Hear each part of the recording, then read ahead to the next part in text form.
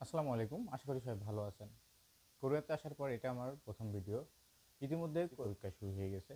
এই মুহূর্তে যাদের সামনে পরীক্ষা আছে তারা কি পড়বেন, কোন বিষয়টাতে গুরুত্ব দিবেন সেই সকল বিষয় নিয়ে আজকের ভিডিওটি। যাদের সামনে পরীক্ষা আছে তারা কিভাবে প্রস্তুতি নেবেন, নিজেকে এক ধাপ এগিয়ে নেবেন সে সকল বিষয় নিয়ে আজকের ভিডিওটি করতে যাচ্ছি।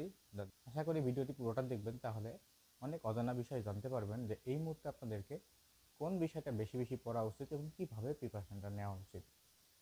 পরীক্ষার প্রস্তুতি সেভাবেই নেবেন, আপনার যদি সময় বেশি থাকে তো সেই সময়টাকে ভাগ করে নিয়ে সেভাবে আপনি আগাইতে হবে। কারণ যদি দেখা যায় যে এখনও প্রায় 1 মাস সময় আছে, তাহলে 1 মাসের মধ্যে আপনার বইটা মিনিমাম 2বার রিভাইজ করতে হবে। পাশাপাশি অন্যান্য যে সকল জিনিস আছে, গুরুত্বপূর্ণ জিনিস, সেগুলো আমি বলে দিব, সেগুলো একটু ভালো করে পড়তে হবে।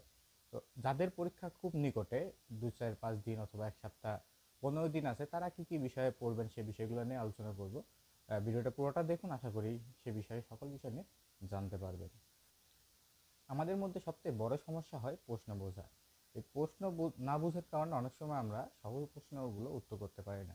তো ইউবিটিতে আমাদের কি ধরনের প্রশ্ন হয়, রিডিং এবং লিসেনিং, তো দুইটারই আমার ভিডিও দেওয়া আছে, চাইলে সেখান থেকে ভিডিওগুলো দেখতে পারেন। তাহলে প্রশ্ন বুঝতে যে সমস্যা, এই সমস্যাটা আশা করি আর থাকবে না। অনেকেই প্রশ্ন করেন যে আসলে পোস্ট ব্যাংকের গুরুত্ব কতটুকু। পোস্ট ব্যাংকের অতটা গুরুত্বপূর্ণ না। পোস্ট ব্যাংকটা জাস্ট দেখা হয় শুধুমাত্র নিজের স্কিলটাকে ডেভেলপ করার জন্য। পোস্ট ব্যাংক থেকে কোনো প্রশ্ন আপনার পরীক্ষাতে আসবে না।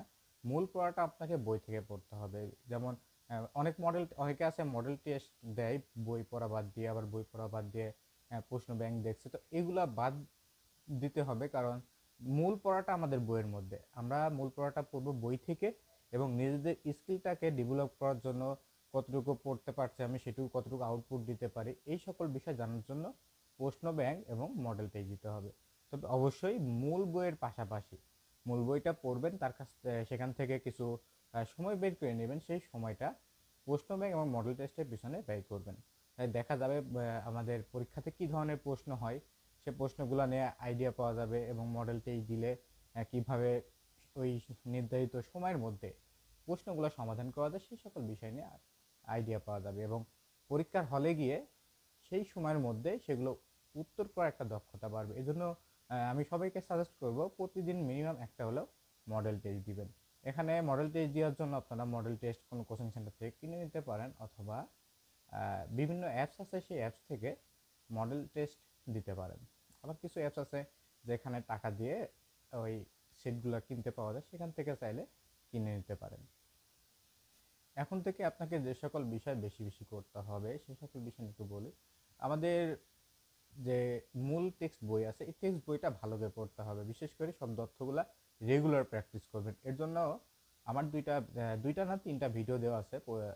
সব তথ্যগুলা আমি নিজে ওটা রেকর্ড করে আপলোড করেছি, চাইলে সেখান থেকে ওইটা প্রত্যেক দিন একবার ঘুমানোর আগে শুনতে পারেন। তাতে কি হবে, আপনি যে সব তথ্যগুলো মুখস্থ করছেন সেগুলো একবার আপনার ঝালাই হয়ে যাবে, সেগুলো একটা রিভাইজ হয়ে যাবে। প্রতিদিন একবার কানে হেডফোন দিয়ে যদি শুনতে থাকেন, আশা করি সেখান থেকে অনেকটা লাভবান হবেন। এছাড়া একটা বিষয় কাজ করতে হবে আপনাকে লিসেনিংয়ের জন্য।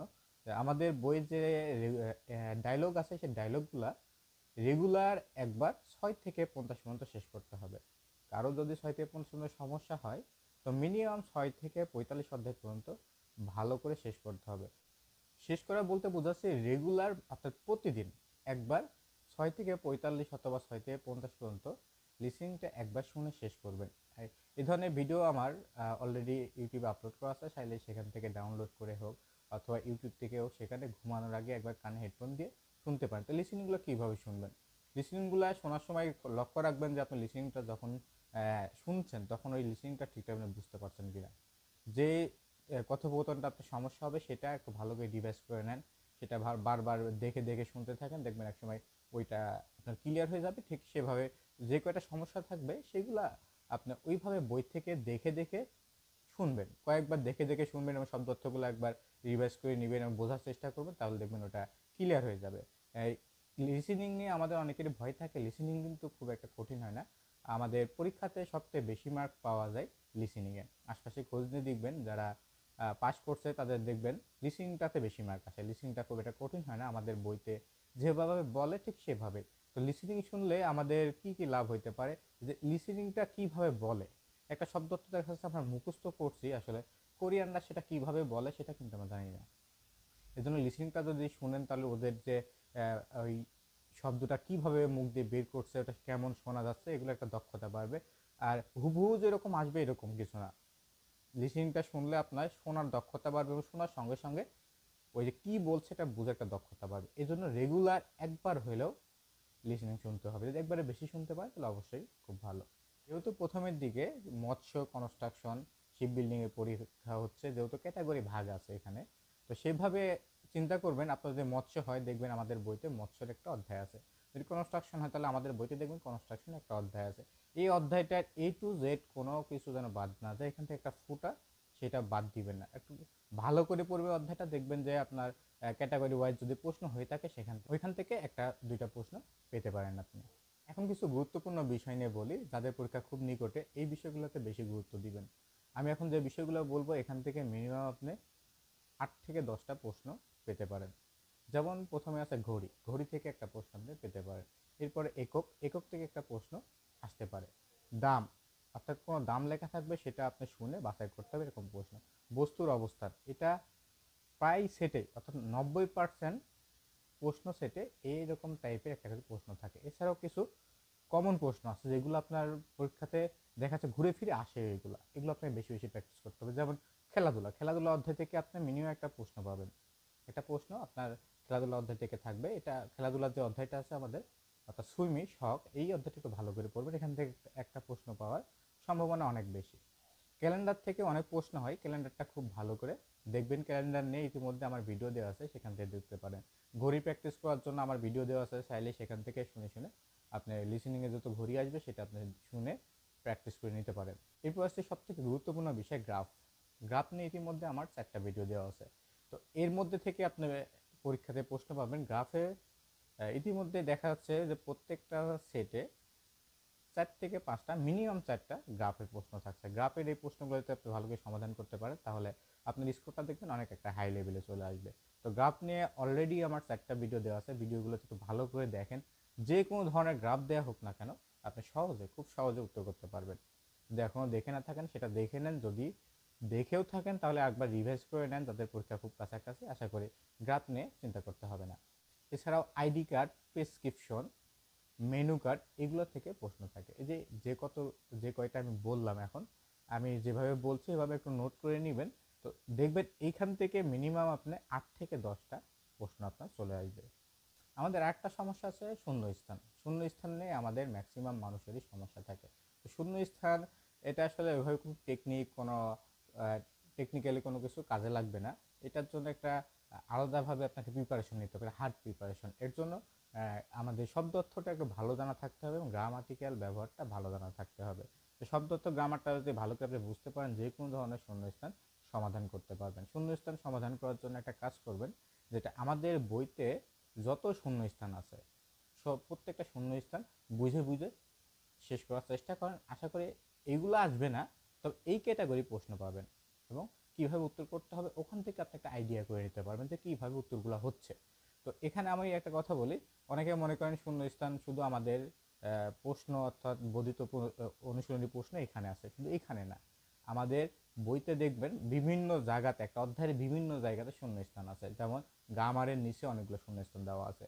এছাড়া কথোপকথনের নিচে বিভিন্ন পাটে পাটে দেখবেন শূন্যস্থান। অর্থাৎ শূন্যস্থান টাইপের যত কিছু পাবেন প্রত্যেকটা ভালোভাবে বুঝে বুঝে উত্তর করার চেষ্টা করেন। মুখস্থ উত্তর না, যে এটার উত্তর 1 নাম্বার, এটা উত্তর 2 নাম্বার, এটা আমরা বুঝি, এটা আমার মুখস্থ হয়ে গেছে 2 নাম্বার দাগ দিয়ে দিলাম, এরকম না।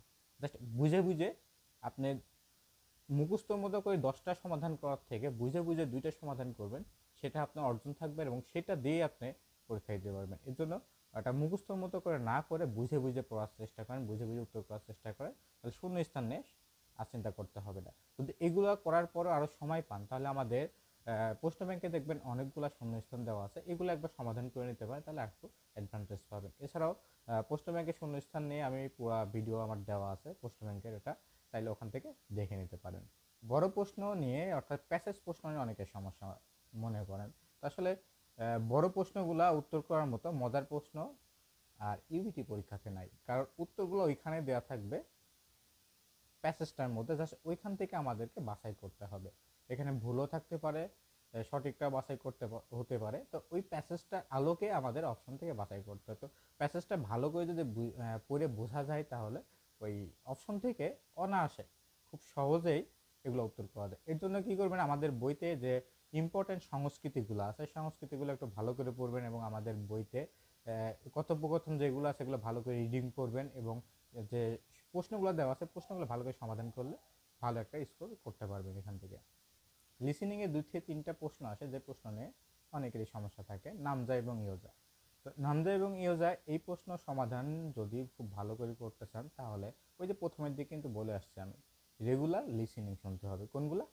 আমাদের বইতে যে কথোপকথনগুলো আছে 6 থেকে 50 পর্যন্ত ভালো করে শুনবেন। এর মধ্যে থেকে ঘুরায় ঘুরায় আপনাকে একটার সাথে একটা লাগায়ে একটু কাটছাট করে আপনাকে প্রশ্ন করতে পারে।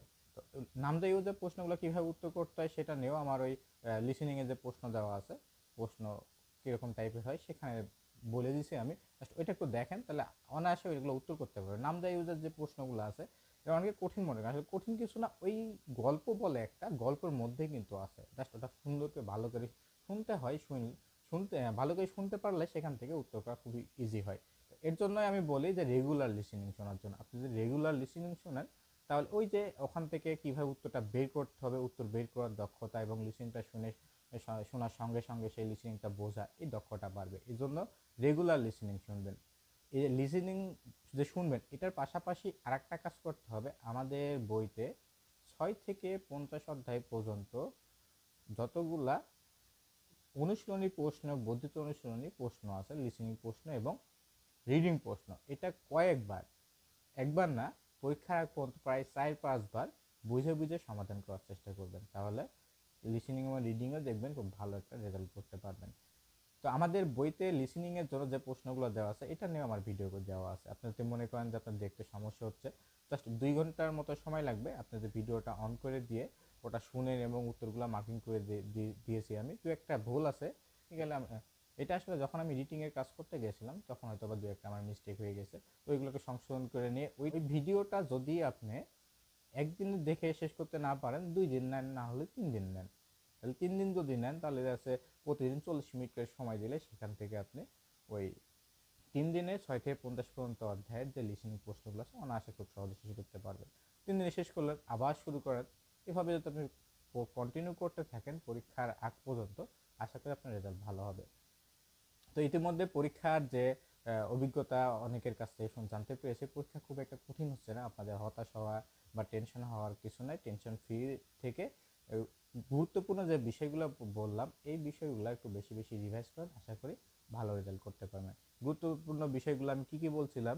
ঘড়ি, ক্যালেন্ডার, একক, দাম, বস্তুর অবস্থান, গ্রাফ, টিকিট, আইডি কার্ড, এই যে বিষয়গুলো বলছিলাম, দু একটা মিসিং হতে পারে এখানে, আগে যেটা বলছিলাম ওইখান থেকে দেখে একটু নোট করে নিয়ে এগুলা সিরিয়াল বাই সিরিয়াল আপনি সমাধান করার চেষ্টা করেন, বুঝে বুঝে করার। প্রত্যেকটারই কিন্তু আমার ভিডিও দেওয়া আছে, prescription, menu card, ID card, এগুলো সুন্দর করে বোঝানো আছে যে আপনি দেখলে ওই টাইপের যেরকমভাবে প্রশ্ন দেওয়া হোক না কেন আশা করি খুব সহজে উত্তর করতে পারবেন। এই ছিল আজকের ভিডিও, আশা করি আপনাদের ভালো লেগেছে। যদি ভালো লেগে থাকে অবশ্যই একটা লাইক এবং একটা কমেন্ট করবেন এবং আপনাদের পরীক্ষা হওয়ার পরে পরীক্ষাটা কেমন দিলেন, আপনাদের পরীক্ষার অভিজ্ঞতাটা অবশ্যই আমাকে মেসেঞ্জারে অথবা ইউটিউবে কোনো একটা কমেন্টে লিখে জানাতে পারেন। তাহলে দেখা যায় পরবর্তী যারা পরীক্ষা দিবে কেমন ধরনের প্রশ্ন আসছে এনারা জানতে পারবে। তো ভালো থাকবেন, আপনার জন্য শুভকামনা থাকলো। পরবর্তী কোনো ভিডিওতে দেখা হবে। আল্লাহ হাফেজ।